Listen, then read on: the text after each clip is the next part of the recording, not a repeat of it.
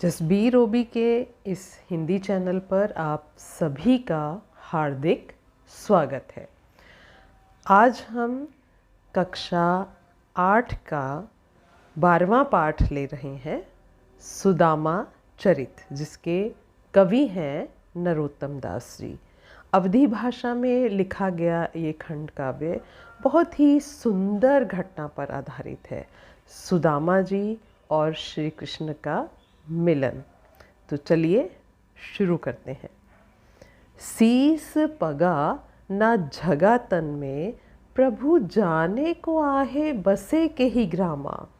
धोती फटी सी लटी दुपटी, अरु पाए उपाना को नहीं सामा। द्वार खड़ो द्विज दुर्बल एक, रह्यो चकिसो वसुधा अभिरामा। पूछत दीन दयाल को धाम, बतावत आपनो नाम सुदामा। कवि नरोत्तम दास जी लिखते हैं कि सुदामा अपनी पत्नी के तान्हे उल्हाने सुनकर श्री कृष्ण जी से द्वारिका आर्थिक सहायता लेने के लिए पहुंच गए। दीनहीन स्थिति में सुदामा जी अपने घनिष्ठ मित्र कृष्ण का घर तलाशते हुए उनके महल के सामने पहुंच गए हैं। द्वारपाल अंदर जाकर श्री कृष्ण को सूचना देता है कि एक सुदामा नाम का व्यक्ति द्वार पर खड़ा है, और ये बताने से पूर्व वो उनके स्थिति का, उनके वस्त्रों का, वेशभूषा का वर्णन करते हैं। वे कहते हैं, श्री कृष्ण से वे कहते हैं कि सीस पगा न झगा तन में। पगा यानी पगड़ी, झगा यानी कुर्ता। वे कहते हैं कि उनके सिर पर ना तो पगड़ी है और ना ही शरीर पर कुर्ता है।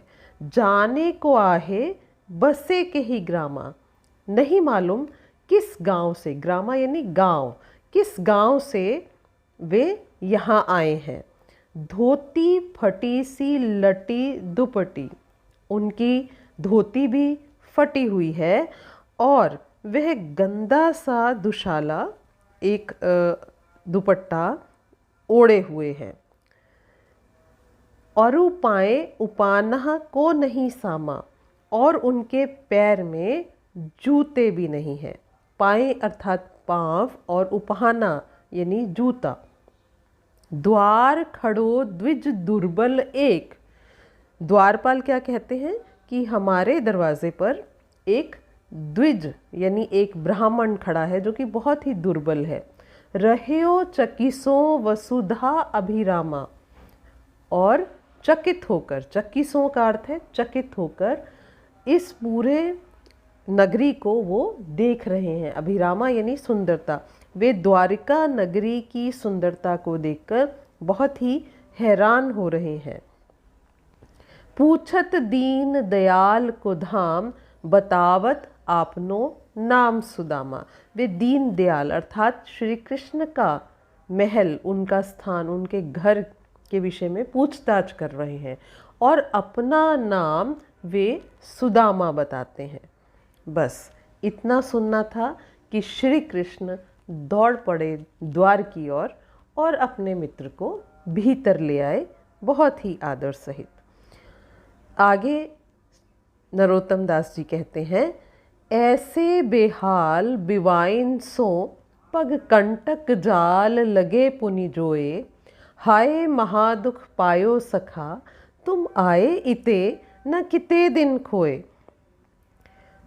सुदामा के पैरों में बिवाइयाँ पड़ी हुई हैं, उनके पैरों में घाव हो गए हैं। पग कंटक, पैर में कांटे लगे हुए हैं। पग कंटक जाल लगे पुनि जोए, और कृष्ण जी ने उनके पैरों से कांटे निकाले चुन चुन कर। हाय महादुख पायो सखा, और श्री कृष्ण ने उनकी दीनहीन दशा को देखकर क्या कहा कि हे मित्र, तुमने तो बहुत कष्ट सहे हैं, और इतने दिन तुम कहाँ थे? मेरे पास पहले क्यों नहीं आए? तुम आए इते ना किते दिन, यानी इतने दिन कहाँ थे? देख सुदामा की दीन दशा, करुणा करिके करुणा निधि रोए। पानी परात को हाथ छुयो नहीं, नैनन के जल सो पग धोए। अब श्री कृष्ण ने उन्हें बड़े आदर सहित बिठाया और फिर उनकी जो दीन दशा थी उन पर उन्हें बहुत ही करुणा यानी बहुत दया आने लगी, और उस दया के कारण करुणा निधि यानी श्री कृष्ण बहुत रोए। उनके नेत्रों से जल बहने लगा और अपने नेत्रों के द्वारा जो जल बह रहा था उन्हीं से उन्होंने सुदामा के चरणों को पखार दिया। जब भी कोई पुराने ज़माने में कोई पैदल यात्री घर में प्रवेश करता था तो सबसे पहले उसके चरण पखारे जाते थे, जो कि हमारे देश की आतिथ्य स्वागत की परंपरा का एक हिस्सा था कि उनके चरण पखारे जाते हैं। तो यहाँ पर भी श्री कृष्ण सुदामा के चरणों को पखार रहे हैं और उन्हें धोने के लिए उन्होंने एक परात मंगाई है, बड़ा सा बर्तन खुला हुआ जिसके अंदर पानी है।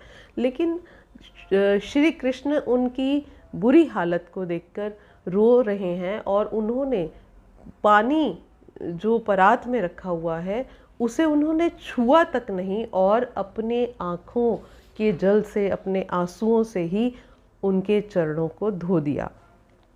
आगे कवि कहते हैं, कछु भाभी हमको दियो, सो तुम काहे न देत, चाँप पोटरी कांख में रहे कहो के हुए। अब श्री कृष्ण देखते हैं कि उनके पास एक पोटली है और संभवतः है ये पोटली उन्हें उनकी पत्नी ने दी है कि श्री कृष्ण को ये भेंट दे देना। श्री कृष्ण के लिए वो कुछ भेंट लेकर आए हैं, तो वो पोटली वो अपनी बगल में छिपा रहे हैं। कछु भाभी हमको दियो, सो तुम काहे न देत। श्री कृष्ण प्रश्न करते हैं कि वो पोटली जो भाभी ने मेरे लिए दी है वो तुम मुझे क्यों नहीं देते हो।